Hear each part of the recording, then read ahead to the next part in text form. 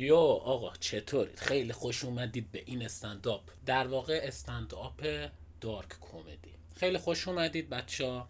میدونم یک مقداری شاید فضای جالبی نباشه، ولی براتون مهم نباشه.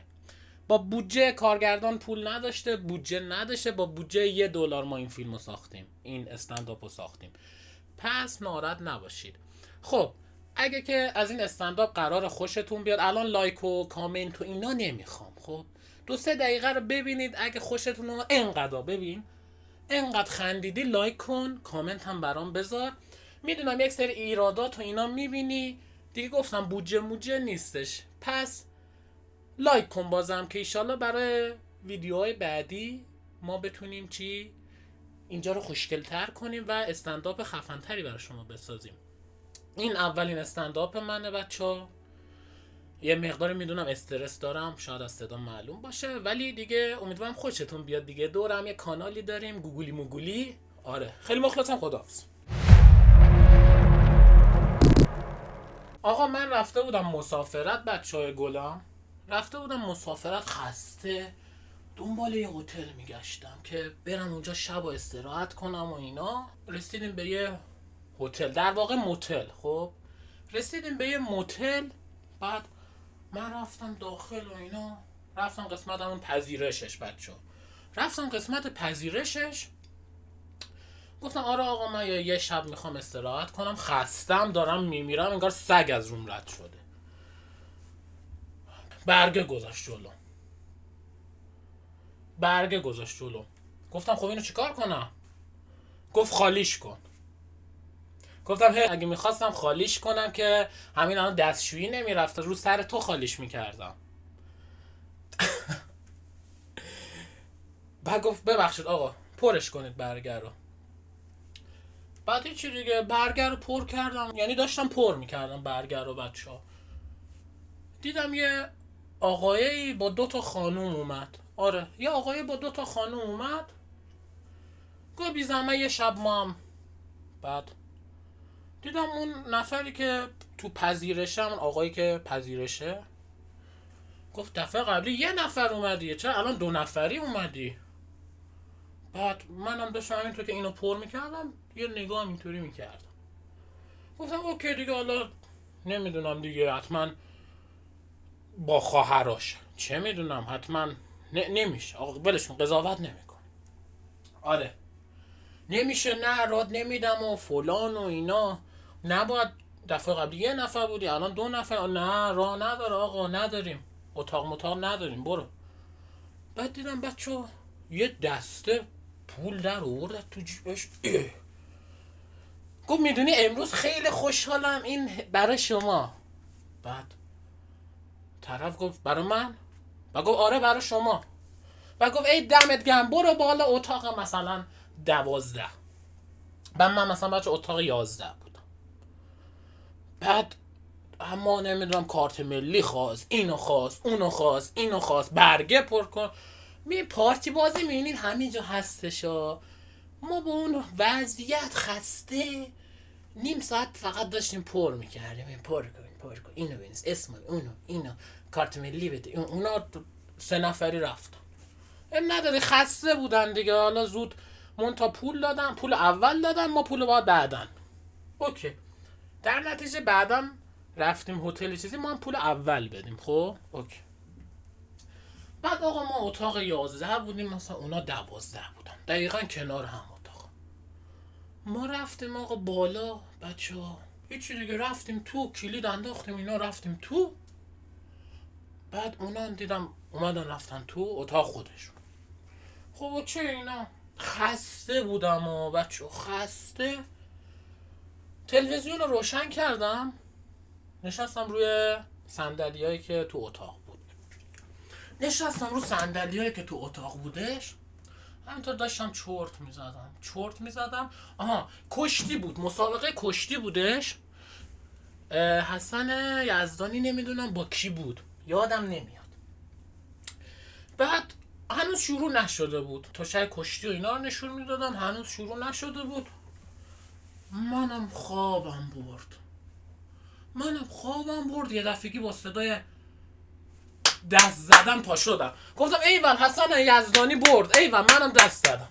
بعد تلویزیون رو نگاه کردم این هنوز توی تشک نیومده، هنوز بازی شروع نشده، اینا دارن برای چی دست میزنن؟ نفهمیدم آقا. گفتم اسکلن چیه جریان؟ آها شاید حسن یزدانی رو دیدم خوشحالم. باز استراحت کردم بچه، باز استراحت کردم دیدم دوباره صدای این دست زدنه میاد. گفتم این دفعه دیگه حسن یزدانی اومد. به تلویزیون دقت کردم دیدم نه بابا حسن یزدانی هنوز تو نیومد، بازی شروع نشده. آقا این چرا داره دست میزنه؟ چته؟ نفهمیدم دیگه.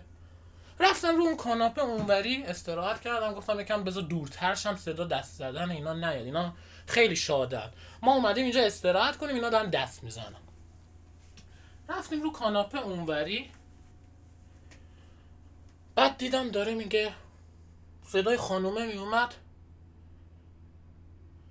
کامبیز خیسش کن، کامبیز خیسش کن خشکه، کامبیز خیسش کن. بابا مگه هتل غذا نمیده؟ نون خوش میخورید خب؟ بعد نون خوش که باید خیس کنید بخورید؟ خب از همون پایین از هتل غذا بگیر دیگه، کامبیز خیسش کن خوش. نمیدونم دلم سوخت با حالشون بچه ها، نمیدونم چی جوری بود جریان، غذا نگرفته بودن کامبیز خیس. بعد اهمیت ندارم دیگه، خوابم از سرم پرید. رفتم برای خودم بچه ها گفتم بذارم تو یخچال مخشالا چیه. در یخچال باز کردم دیدم پر از خالیه. باورتون میشه پر از خالی بود یخچاله، پر از خالی بود. بعد دیدم صدای یکی از این خانوما داره میاد برام هاپ هاپ کن، هاپ هاپ کن، برام هاپ هاپ کن. اعصابم خورد شد. پایین بودم اینا سگ دستشون نبود بچه‌ها، اینا دستشون سگ نبود. سگ از کجا بود؟ رفتم بیرون دم درشون در زدم. خب دیدم خانومه اومده بیرون، یعنی اینطوری اومد بیرون. گفتم خانم ببخش ما اینجا میخوایم استراحت کنیم، یعنی چی برام هاپ هاپ کن؟ صدا مگه سگ دارید شما؟ بعد گفت نه این صدا کامبیز در و بس روم. بچه‌ها چقدر بیادب. گفت این صدا کامبیز در و روم بس. اعصابم خورد شد دیگه. یه شب اومدیم استراحت کنیم، نمیدونم چرا دارن اینا هاپ هاپ میکنن، چه خبره، چیه جریان، نمیفهمم. آره متوجه نشدم.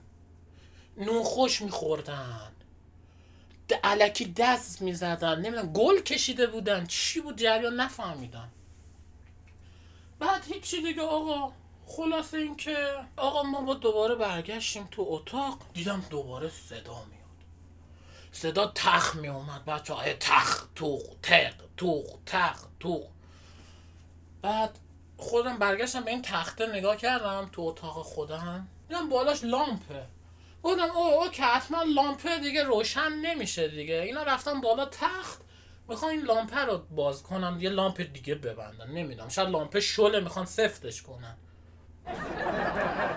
بعد آخه مگه یه لامپ بستن یا باز کردن یا عوض کردن چقدر طول میکشه؟ چرا صدا یه روز صدا تخمم میشنیدم؟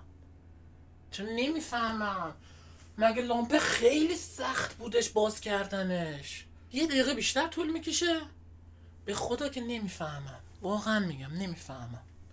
ولش کن بگذاریم. اعصابم به هم ریختش بچه. رفتم دوباره در زدم، دیدم خانومه اینطوری در رو باز کرد.